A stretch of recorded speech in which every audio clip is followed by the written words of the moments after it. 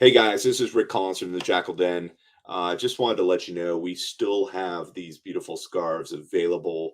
We will be selling these all summer and into next year. As long as we got them, we'll be selling them. They are available via myself. You can either email me at collins.richardw@gmail.com, or you can text me at 214-498-8532. We get set up payment for it. Taking electronic payments. We can figure out other plans if necessary, and you can pick them up for free, or we can send them to you at cost, obviously. But they start at $15, and then we just add that shipping cost on. So if you want to get one of these beautiful ones for next year or to wear this off season, probably in the winter when it gets a little chilly, give me a shout, and we'll get you taken care of. Thanks.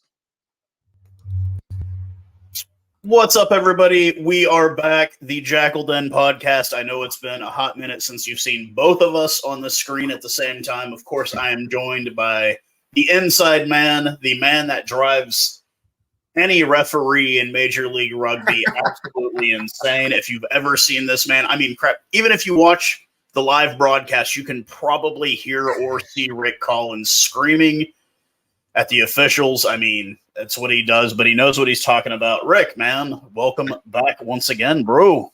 I try my best. I actually got to talk to a bunch of them this weekend at the TRU Summit, which was a lot of fun on Saturday.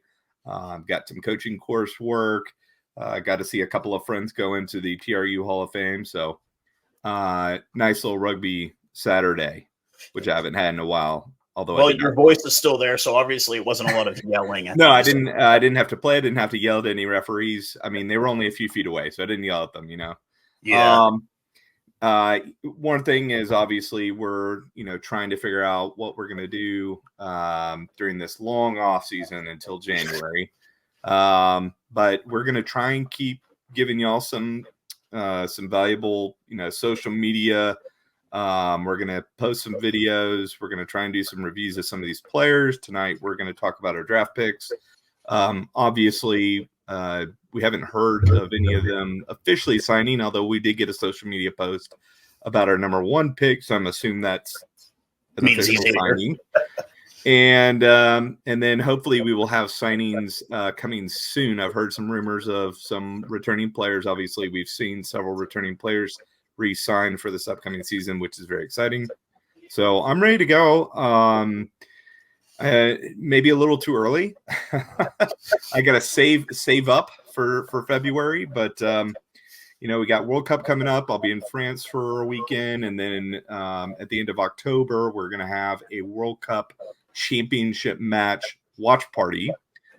We put a poll up on the Facebook page.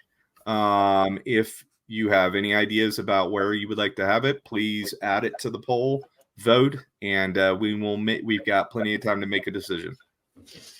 Well, I mean, of course, I would love to be there, as my Springboks will be winning the World Cup once again for 2023 after their absolute destroying of the All Blacks and the killing.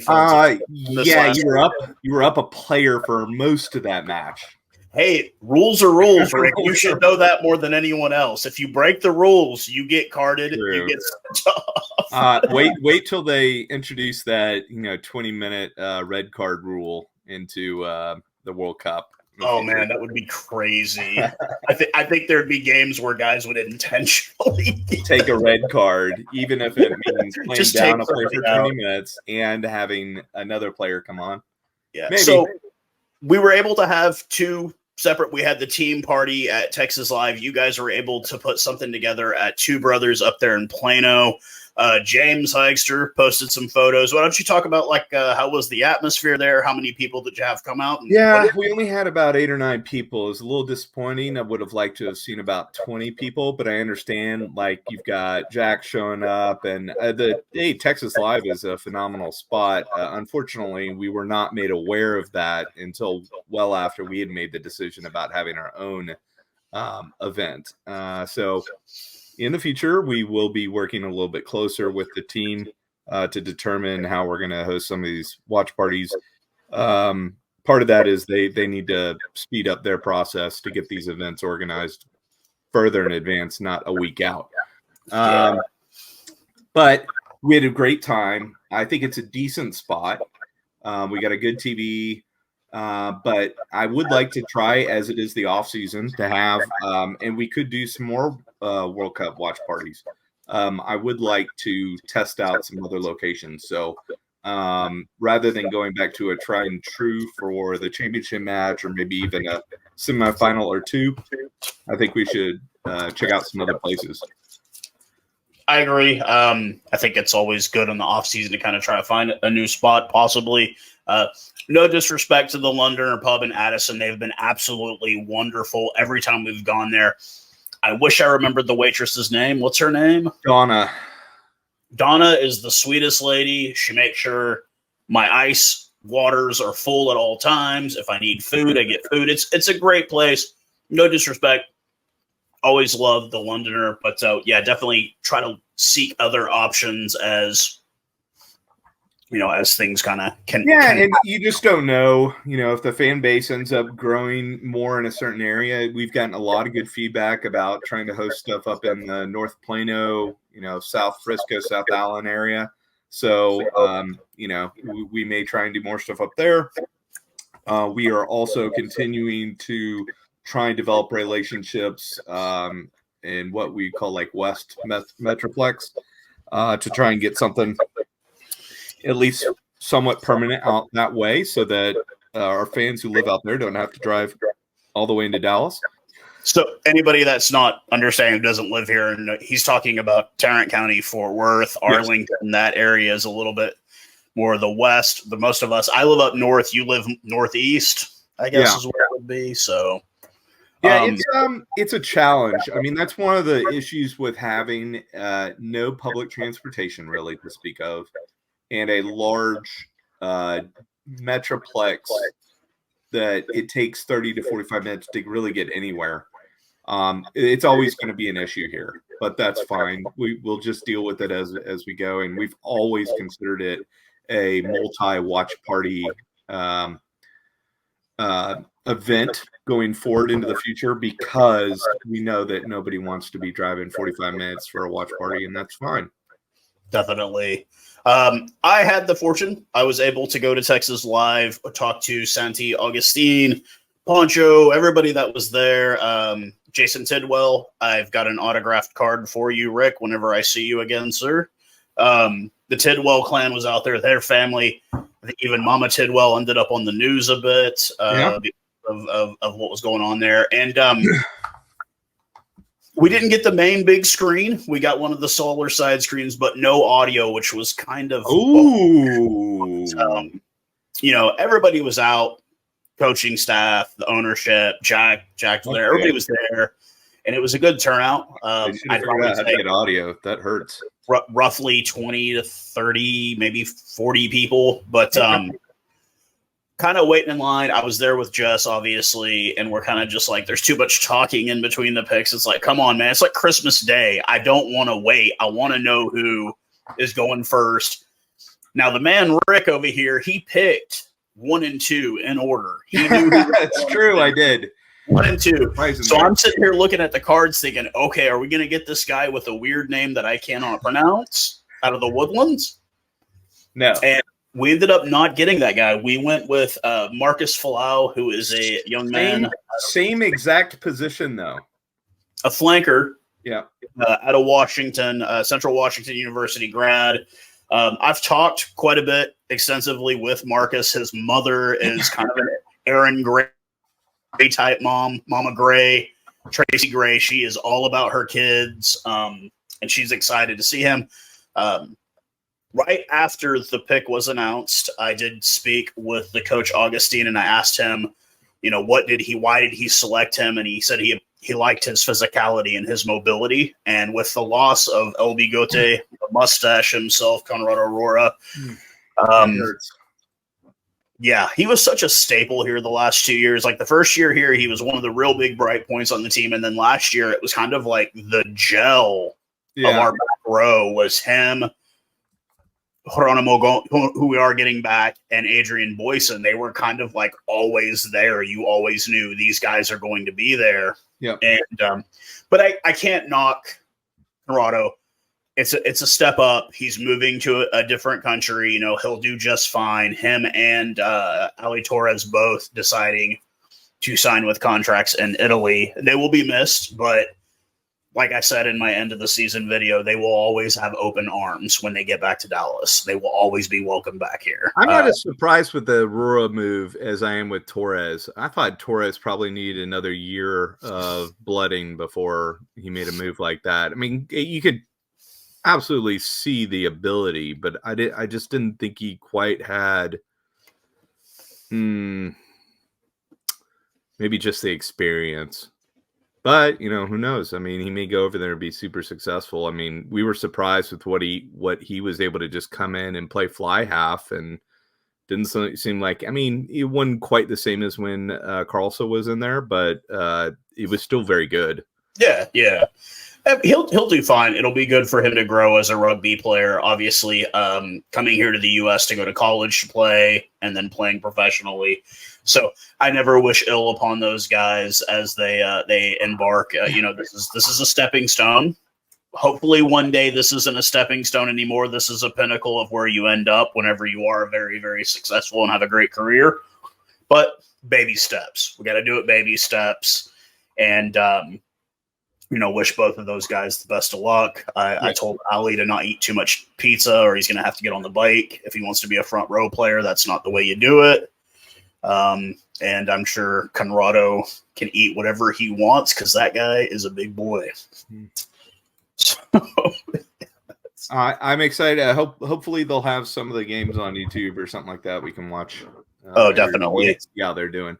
So let's jump into. So Rick Rose goes number 1 to Miami, and it sounded like, according to one of the GMs, I think who went anonymous, he was highly desired by all the clubs. With those stats, though, that physicality, that size that he had, can you can't teach size. That's what they say it in basketball. That's what I grew up with. You can't teach size. So you get a 7-foot center. It's like, well, it doesn't matter if he's the highest skilled player on the court. Can't teach 7 foot. So, well, I will tell you, it's not just basketball that tells you that. A few years back, Dallas Stars traded their draft pick to San Jose. They drafted a gentleman by the name of Jake Kupski. Yeah, out of Wisconsin. He was actually playing his juniors here locally. He was a part of a tandem with a gentleman by the name of TJ Black. TJ Black was a much better goaltender, but TJ Black was 5'9". Jake Kupski was 6'5". You can't teach 6'5". Exactly. Yeah. So, I'm not surprised though. He's that kind of project who a year of Major League Rugby fitness and skill work, and he could easily be the starting lock for them next year. Yeah. I actually think Overton from Life might have a better chance of playing lock this year than Rose. Okay. And that's just because Overton he's got a little bit stronger skill set, I would say, overall, and probably a little bit more fit. But you never know. I could be totally wrong, but I liked both of those guys as locks, and Miami got both of them. So, I mean, if you can get 2 American locks, you've done real well. We can't seem to find one. Oh, I'm sorry. We did find one, but he's really a flanker. The one. He's really a flanker. As we saw the USA, as soon as they pulled them up, they put him at flanker, and I was like, I think he started at lock against Portugal in that last game where the USA really got handled. Dumped. He started the second game. Yeah. Yeah. That was bad. I didn't watch. I just was kind of like, okay, yeah, I don't need to see this right now.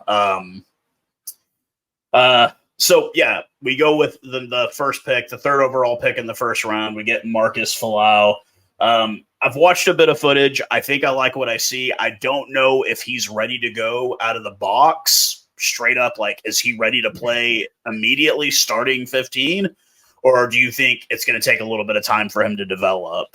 The Central Washington guys seem to respond pretty quickly. I know that they've got a lot of development work going on with the Seattle Seawolves program. It's a lot of those Central Washington guys going over to Seawolves. So I wouldn't be totally surprised if he's at least ready to play in the 23. So maybe a guy come off the bench, he can play any of the back row spots. But I think, ultimately he's probably a 7.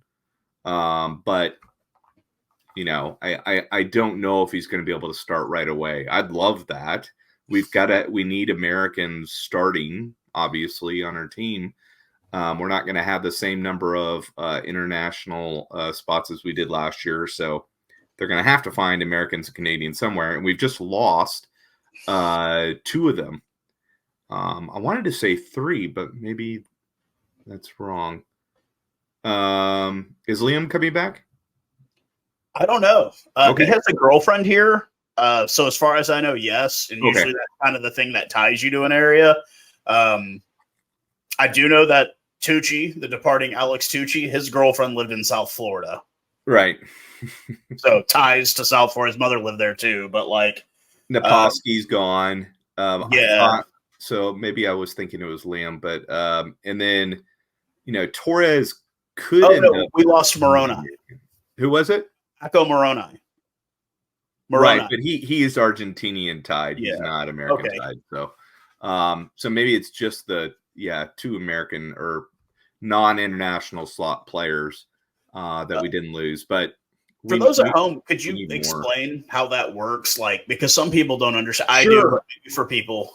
So this is why we've been taking the draft so seriously as Jackals fans this last couple of years, because we need American players. As you can see, we started a lot of Argentinians. Within your 23-man game day roster, you can only have a certain amount of international slots. I believe it's right now did they move it to 10? I think they moved it to 10. It was 8. They've moved it to 10. So, but you can trade for additional slots. Absolutely. Right? So you can trade draft picks for them. You can trade cash consideration, salary, all sorts of different things for an international slot, or trade an international slot for a player or something else, right? So depends on what your goal is. And we had, I believe, 12 international slots this last year. And so when we rolled out our 23, there were only 11 American/Canadian players. And you have to be, now it's a 5-year rule. Used to be a 3-year rule, which made it a lot easier because you got a guy in here for 2.5 years, and he's off of that 3-year international rule, and he's now America eligible, and therefore he doesn't count against that international slot. So the MLR rules follow the international rules in terms of who you can play for as your national team. If that maybe that helps a little bit. So all 4 guys are 5 years, which means that these guys, if any of these Argentinians stick around for 5 years, they could then become America eligible and therefore not take up that international slot anymore. But 5 years, I mean, none of these players are sticking around their teams 5 years. We're celebrating players that have stuck around any of the MLR clubs for 5 years. Yeah. Most of them are either retiring at 5 years or they're moving on. Right? Because the money's not there. 5 years in, they've realized, okay, I'm not getting in a contract overseas. I'm maybe early 30s, and I can't, I've got to go back to a normal job. I think we lost a USA Eagle who was South African born, never played professionally in South Africa, played all of his high school club rugby here. Maybe you'll know who I'm talking about. Played for, I think, 4 different MLR sides, 5 different MLR sides. At least 4. You know who I'm talking about? Announce him. Hunko Hermesize. He was not on the USA Eagles. I know he got injured early in the season. Yeah, he had a child, and that put things back. But now I'm wondering if he's just retiring from international. Yeah, he's married. He's got a kid. Now Hedy Labuskakne, he is staying around. He's about to have a kid. He wants to play for the USA. He's in his late 20s. He's 6'5". I don't know if that's going to happen. I really gave that guy a lot of crap until I met him in Houston. He was actually like a fairly nice guy in person. Like, I think the online persona is just how he pays bills. So I'm not going to dog on him anymore. And you got to think the problem is you get a guy like that, and he had to have the U.S. make the World Cup this year. Like now that they didn't make it, they're going to have to retry in 4 years, and he'll be 30, 31. Yeah. Right? Trying to make the team that may or may not even qualify in 4 years. Because my guess is with Lawrence, as opposed to Gold or any of the coaches before, Lawrence is not looking necessarily at 2028. He's looking at not 2028, 2027. Sorry. He's looking at 2031, right? That's When the he hosts. end goal, is to have a very competitive team in 2031 when we're hosting the World Cup, right? So yes, he wants to qualify in 2027 and have a good showing, but that's not the end goal. I think if you had Gary Gold or somebody like that, maybe they take somebody who's 31. I just don't see in 4 years that Scott Lawrence is going to take somebody that's 31 years old. I don't even know if Scott Lawrence will even be the coach still by then. I think he is the reason they brought him in is for 2031. And then a determination at that point will be made. But I mean, that's a long time. Yeah. If it's any decision, I think it'll be his decision of whether he wants to continue or not. I don't think it'll be USA Rugby's. I do have to say, big shout out Gary Gold. Congratulations with my Bulls in Pretoria. He is on the coaching staff and back in South Africa. So they've got a pretty heavy, they're not in quite a rebuild, but they're losing some guys. So they're gonna need all the coaching they can get. So we digress. Let's get back to the draft here. We will move into the other 3 picks that we had. We had no second round picks. And in that, the international thing it affects the draft hugely because there's a lot of international players that play at colleges, American colleges, a lot. Mm-hmm. And some of them will enter the draft, and you're thinking, that's the best player. I'm looking at the best player in this draft right here. He doesn't get drafted. The reason he doesn't get drafted is because he's going to take up an international slot, and he's going to be a development player. So most of the teams are not going to waste a draft pick on a guy who that's not USA eligible. An international slot. They want to use it on an experienced player who's going to come in and play right away. I know Ali Torres went to college here. I think that was the only one I can remember of the foreign guys that. JP went to college here as well. JP Aguirre. Yeah. I think he went to college here as well. Well, we also drafted Matsvia, who is from Zimbabwe. And I totally forgot about that. Yeah. The other Thomas More kid. We've had 2 players from Thomas. Scaramucci. Matthias Scaramucci. I've actually talked to him. He's wanting to definitely get a shot. He is a fly half. We will need a fly half next year if we don't get Elias back, Ticho Elias. So hopefully we'll get to see him a bit. We didn't draft any fly halves. We struggled this last year, right? We would like to see a lot of these guys come back because we just haven't had any continuity at all. So we need that. Especially from year 1 into year 2. Yeah, it was kind of a total revamp of the squad. We did not draft a fly half. We ended up we had no second round picks as we had traded those away. So we had 3 third round picks. I'll go ahead and start with the first one. I don't know if these are necessarily in order, but Connor Olvera, he is a 6-foot wing out of Brigham Young University. With a $1 million smile. I don't know if you've seen him give us promo. A lot of fullback. Okay. Something we needed. He's a very skilled player. He's older, a lot of experience. He's already married. I mean, so one of the things I know we have talked to, management and coaching about is what kind of players are they looking for in the draft. And every single time we've talked to them, they're saying we want physical guys who have been playing rugby for a long time. It's like 8+ years of rugby, right? They don't want a guy who's been playing for 4 years.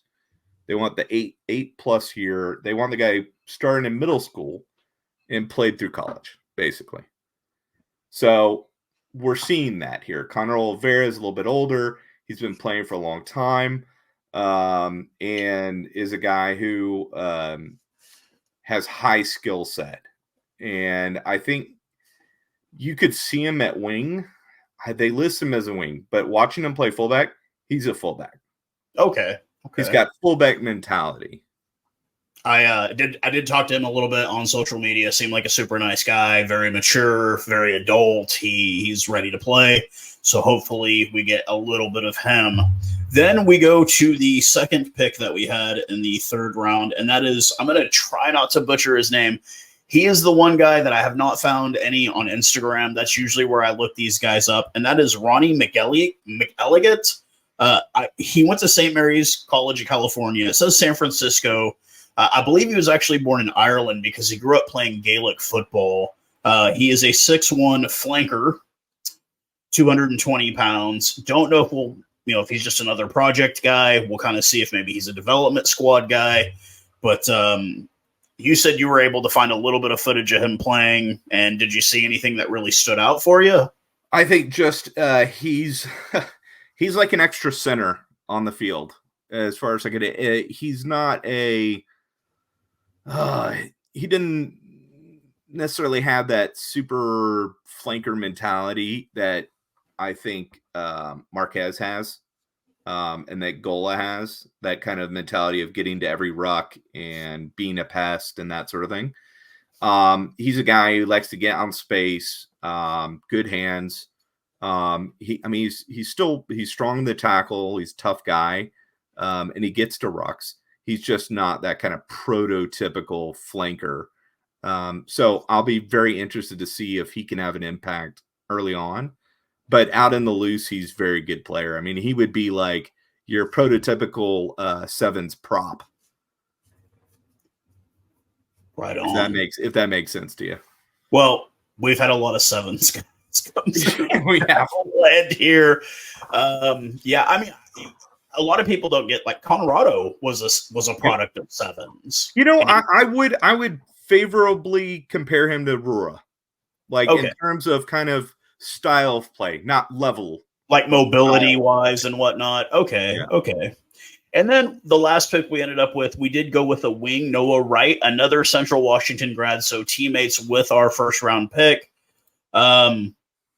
He's been able to play in a couple of different places throughout his life here, and I did have quite a bit of a good conversation with him via social media as well, and kind of explained to him, our issue, which we had undersized wings. And he basically told me, he's like, look, I've done everything I can to punch above my weight. Yeah. To say, hey, I try not to play like a guy under 6 foot. And that's cool. It's good to have that. We'll just have to see how that goes with him. I don't know. I think he might also be another kind of developmental squad guy. If he can play another position, it might help a bit for him. It was something that I think we complained about all year long. Our wings were severely undersized. Yeah. Like, severely. Now, I will give a good shout out. Campbell Johnstone, who from year 1 to year 2, he completely revamped himself in year 2 and, put the scrum cap on and really tried to do everything he could to get in every game. And I do commend him for that. He even knew, it's a completely different boat this season as opposed to the first season. Yeah. And, hopefully we got something coming in the pipeline. We can get us a 6'3", 6'4" wing. That's the wish, I think, for a lot of us. But, until then, we'll see what we can do with what we have, man. Yeah. Even just getting a big fullback, we just didn't have a big guy in the back three at all. And so that it hurt when you got a 5'9", 5'10" fullback, a 5'10" wing, and then maybe a 6 foot wing. they're going to kick at you all the time. They're going to challenge you in the air, and then they're going to run into a lot of those guys. Like you get like a Christian Dwyer out wide, who's what, 6? Is he 6'2"? Dwyer, he's 6'2". Yeah, but I mean, he's just bulk muscle, and Yes, he can run like a freight train. And it's like, man, he's got that military body.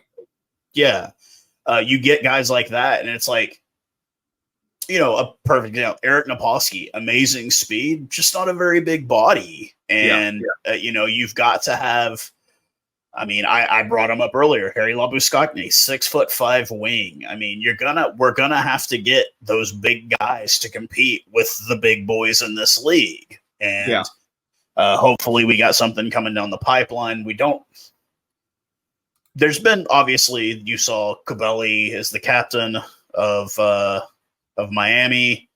Not any really major big signings as of yet in the league, but I know they're going to come as we get closer to the end of the World Cup. I'm sure we will start hearing a lot of international signings for a lot of these clubs. So hopefully the Jackals, even if we can find some domestic guys, willing to kind of. Now, here's a little tidbit. Noah Wright played some scrum half.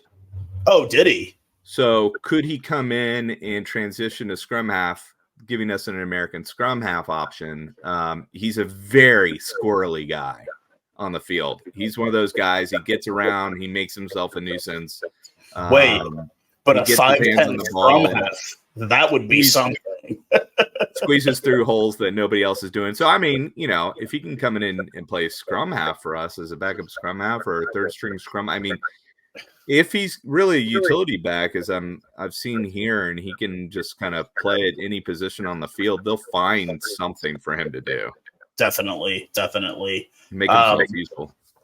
So, I like this draft. I'm really surprised that Kruse went 33rd. Now, here's why I think Kruse went 33rd. Would that be Mika Kruse's brother? Correct. And he was probably a top 5, top 6 player in this draft. I guarantee you that he made a deal with Utah and told all the other teams he wasn't going anywhere else. And why would Utah draft him earlier when they can just draft him in the 3rd round? Right. With their going back to kind of the hockey thing, Eric Lindros refused to go to Quebec to play hockey. So he ended up with Philadelphia. Maybe he pulled one of those. Maybe they called him and said, because there's no way a guy with that skill set should go at 33. Yeah. He was on he was in the USA, USA Falcons program with Jason Tidwell. He was one of the best players on that in that showcase match up in Utah. Okay. He's phenomenal. I mean, a very similar type player to his brother, except he's definitely a wing. But I can't imagine why nobody else would pick him. That's got to be the only reason. Probably, you're probably right on that one, Rick. I mean, especially if you're saying his skill sets were as high as he was. This was actually the first draft that I actually watched from beginning to end. The prior years, I would just kind of notice who the picks were, and that was about it. This one, I actually read through who got drafted, and it seemed like a pretty equal amount of forwards and backs got drafted, but it was heavy on the flankers. A lot of flankers got drafted. And I think there's a thought, though, that flanker's a position that you can probably teach up a little bit at the next level. You just need a guy who's really physical and has size, right? And is in shape. Doesn't have to have like the best skill set in the world, right? Just needs to get himself to rucks. The other thing that I've noticed is, again, for probably the 3rd year in a row, there haven't been that many props. And I wonder if it's just that props are really hard to coach up at this level. And maybe it's the biggest transition position to go from college to professional. I'm trying to think. On our roster, we had one American prop. Tucci. And that was it. Two Canadians. A South African. Yeah. And then 3 Argentinians. Yeah. Man, you know what? You might be hitting onto something there because you are right. You don't see a lot of, I mean, even if you look at the USA Eagles, Paul Mullen is not from America. He is an Irishman. Yeah. Like it's kind of Bauman is American, right? Yeah.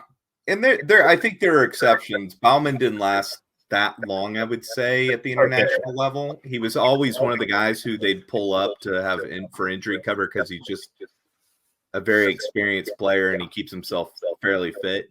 I'm also thinking though too that body type that you need for a good strong prop. Yeah, those guys are playing football. Yeah, that's the biggest problem because they're an offensive lineman or defensive lineman or a linebacker. I think. Or wrestling or something like that. Yeah, you know what I mean? That body type just lends itself so much better to other sports in this country. Like locks, you're either going to play lock or you're going to play basketball. Yeah.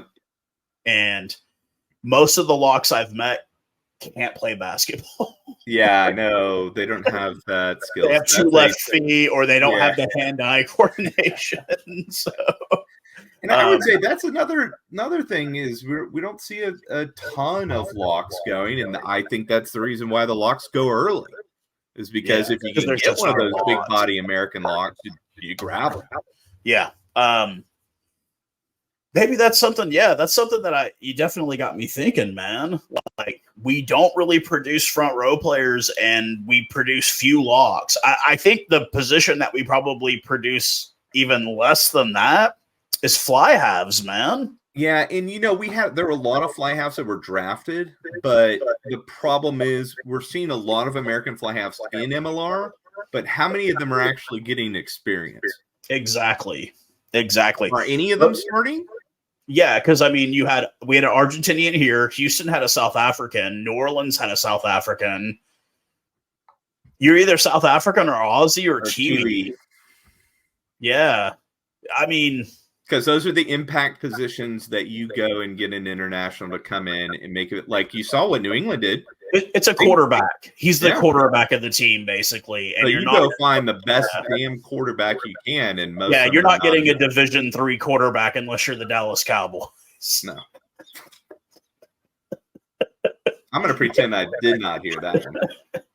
But I mean, like, yeah, it's their positions that I think it's also the other thing is that the skill sets that they require lend themselves to other sports in this country. So you're not going to see a lot of fly halves.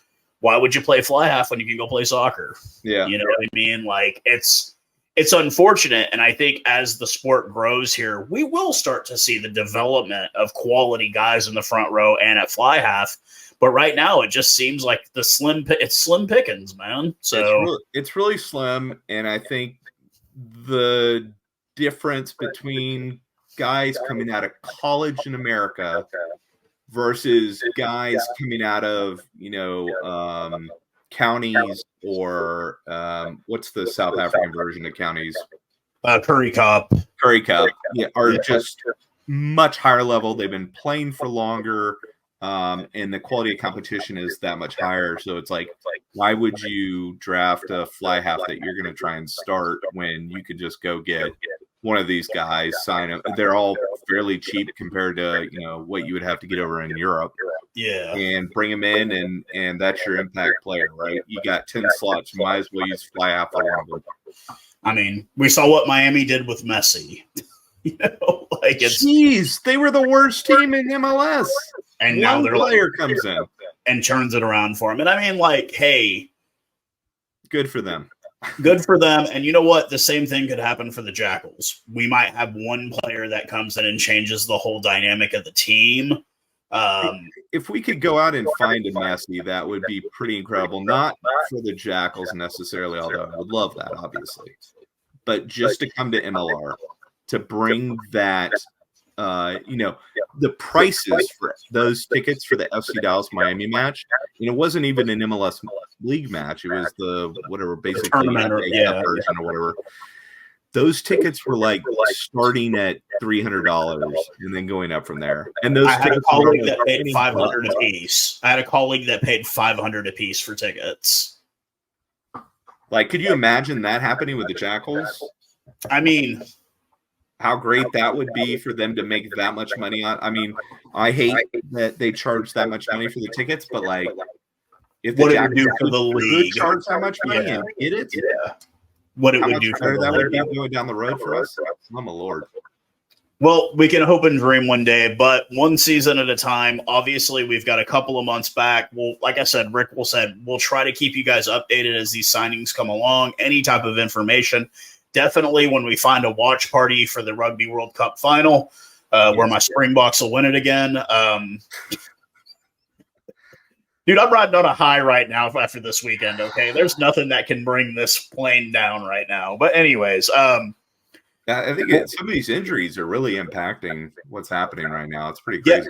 Yeah, that Tyrell Lomax injury in the first half, I had to go back and watch. It was his own stud on his own boot that did that to him. How did he stab him? So I'm not that flexible. He went down in a rock, and as he was like leaning forward, his left boot or his right boot hit his thigh. And when he got up to try to get up, that's when he saw the gaping hole, and it was like he's done. He's not playing in the World Cup at all. Like his knee is shot, but it was like, damn. Hey, I love your background. It looks like you got the wonderful scarf that.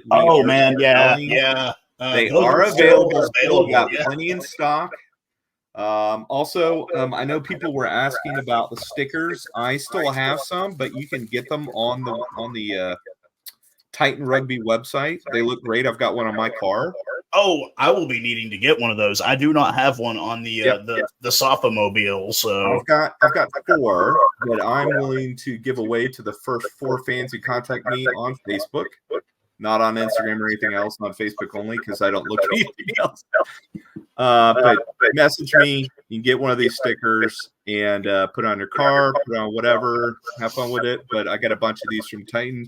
And then Titan Rugby, if you go to the website, we've linked it on most of our socials. We've got all our gear. We've got these. I love this hat. This is one of my favorite things because it's just super clean.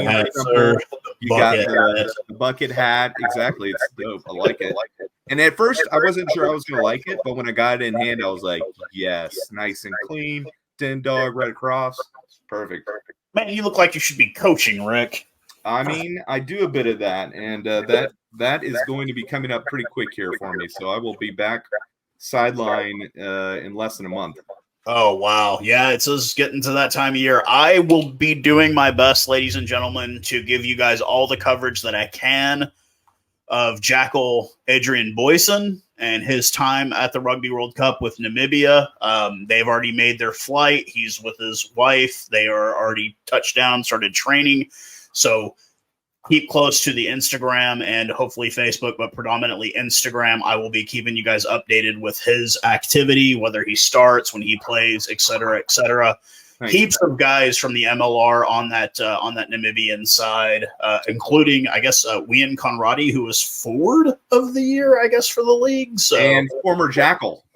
Oh, yeah. Never played for the Jackals. Never put on the jersey except for maybe, something where they sent it to him after they signed him. But he was officially signed as a Jackal. The one that got away. For real. For real. So imagine that back row. Options. But you'll find all the links to our social media, to everything underneath the video. Like I said, we will try and keep you guys updated throughout this offseason on any activities with the team, get-togethers, et cetera, et cetera. Man, Rick, do you have anything else to add, man? No, I'm good. These drafts are really interesting. I would love to see us build a little bit more. What DC, New England, NOLA have been doing as far as building from an American New England Canadian base, but a non-international base. I'd really like to see more of that. I know there's different goals for this organization, but these drafts are always exciting to see if we can get, one guy, maybe Marquez can come in and be a starter right away, and that would be awesome. You put that with Gola and some of the other young guys that we've got, and see, we've got so many draft picks that we haven't even seen on the field yet. So I will be very interested to see how some of those guys get on this next year. Definitely. Well, this has been another episode of the Jakl Den Podcast made by like two mega fans. Me and Rick, I've been watching rugby since the season ended. It never stopped for me. But it's made by the fans for you guys who are fans as well. So we appreciate you guys subscribing and liking, and we will talk to you again soon. Cheers, guys. Cheers.